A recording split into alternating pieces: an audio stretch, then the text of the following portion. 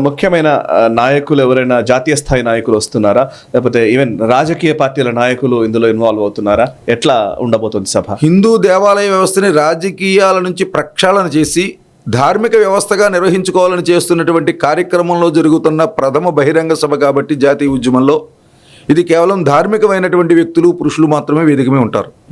పిలవడము, దీన్ని చట్ట సవరణ చేయవలసింది ప్రభుత్వాలు, పార్టీలు, రాజకీయ నాయకులే.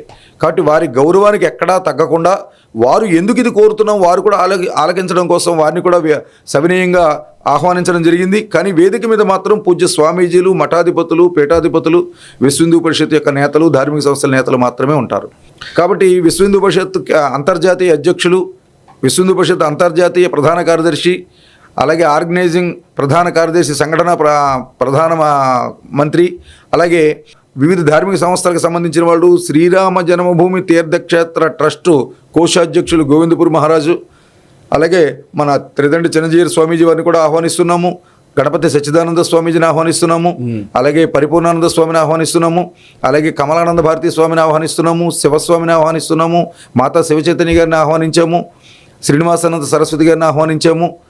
అలాగే అనేక మంది మహానుభావులు ఈ కార్యక్రమంలో పాల్గొనడం కోసం అందరినీ కూడా ఈ కార్యక్రమానికి ఆహ్వానిస్తున్నాం. ఆంధ్రప్రదేశ్లో ఎంతమంది అయితే స్వామీజీలు ఉన్నారో అందరూ వేదిక మీద ఉండేలాగా వేదికను నిర్మాణం చేస్తున్నాం.